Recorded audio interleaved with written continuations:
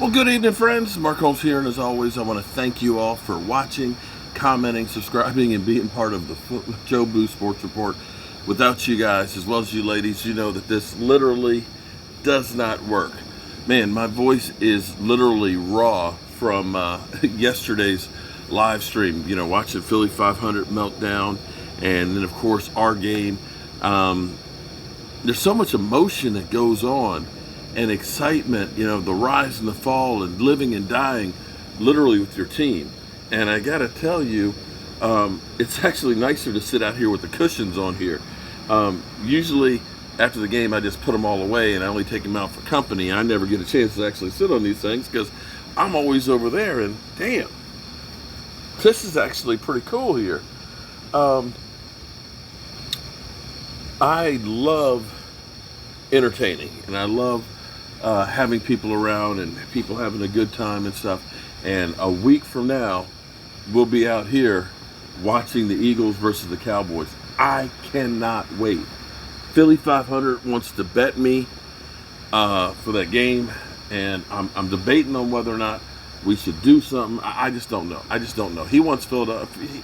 He wants Joe Boo's head, and I'm trying to think of something in kind that would be as worthwhile. You know, somebody had said make him get a tattoo of the Dallas Cowboys star on his butt, and I said, come on, man, that's not fair.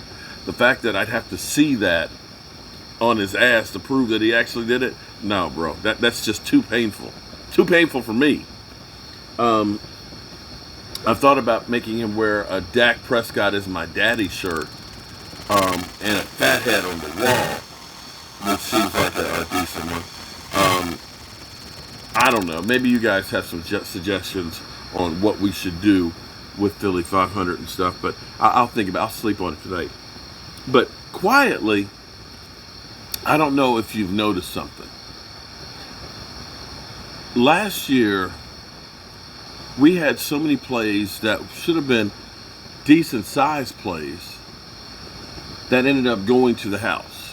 And a lot of it was because our safeties were terrible. And we've had a safety problem for a long time. The Cowboys have tried to address it. You know, originally, remember, we had Earl Thomas come into our locker room and say, go get us, come get me. And, you know, we tried to trade for him. We offered as much as a second-round pick. Seattle wanted a first-round pick, and thank God the Cowboys didn't bite on that. Thank God they didn't bite on that one.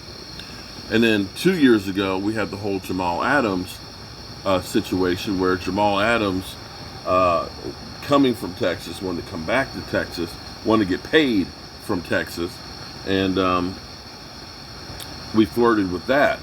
But it ended up being that he went for 2 first rounds and a third, which is just insane amount for safety.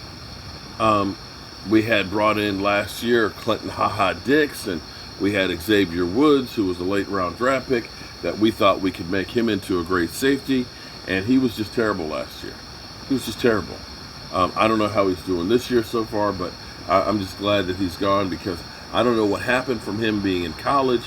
In college, he was always in the right place, picking off the ball. With the Cowboys, he was terrible.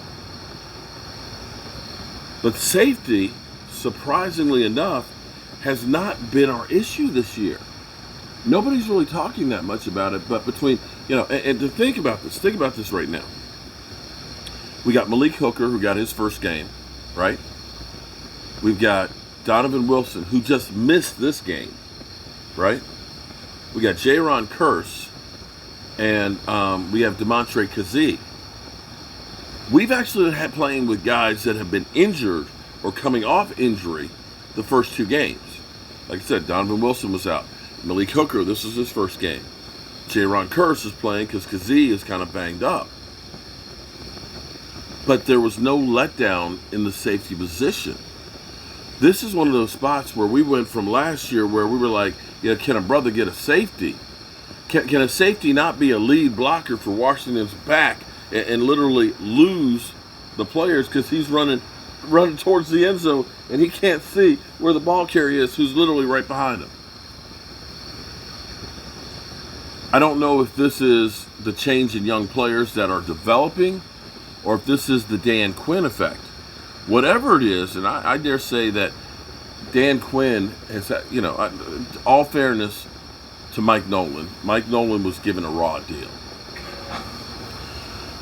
Coming in on a COVID year, trying to instill a new defense with the holdovers from the year before, without OTAs and minicamp, no preseason games, you couldn't teach very much. You literally could not teach that much.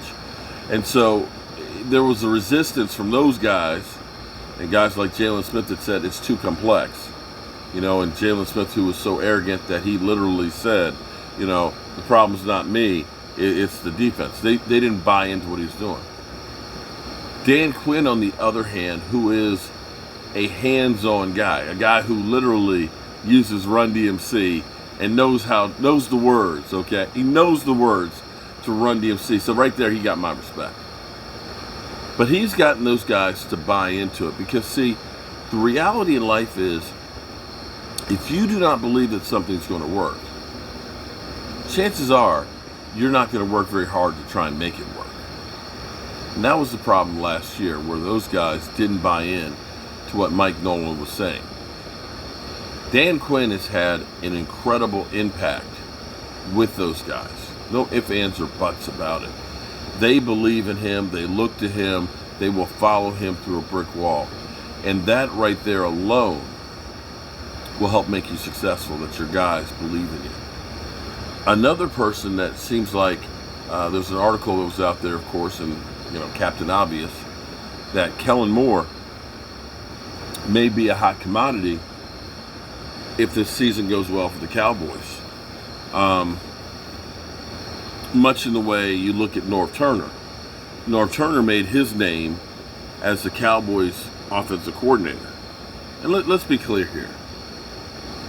When you had the offensive line that the Cowboys had and the depth on that offensive line, you had an Emmitt Smith, you had a Troy Aikman, you had a Michael Irvin, you had a Jay Novacek. It's a little easier to be offensive coordinator when you have an offense that's like that. Just saying. As opposed to being offensive coordinator for, let's say, Washington or the Jets. You get noticed because you have great players, and great players will make a good offense great.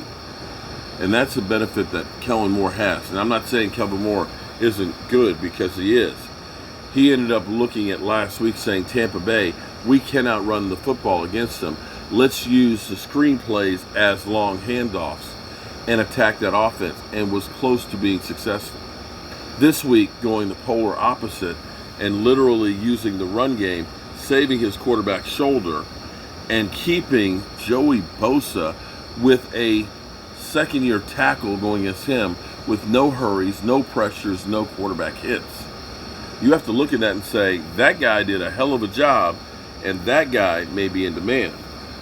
And I'll even go another step further, because this is the one that has literally mystified me for years, is Will McClain. When you look at the Cowboys not re-signing Byron Jones, who signed, I think, one of the richest cornerback deals in history. Byron Jones, who was a good player for us, that had 2 interceptions in his career with the Cowboys in 5 years. You look at the Cowboys drafting Diggs in the second round to replace him. Is it 4 or 5 interceptions that he's had? You look at what he has been able to find as far as players go on the field. I know we haven't been winning championships, but you can't say it's been a lack of having talent, because the Cowboys have more homegrown talent than anybody else. I'm amazed that people haven't been trying to get him, other than the Texans, to be the GM.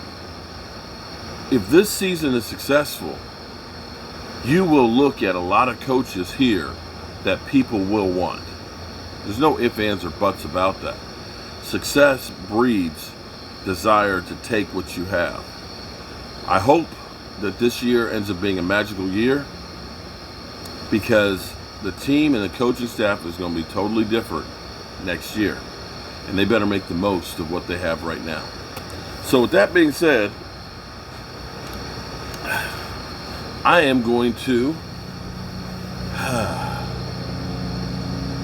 carry my behind to bed. And tomorrow begins Hate Week with the Eagles. Hope you guys have a great day. And God willing, I'll see you guys tomorrow. Damn, helicopters.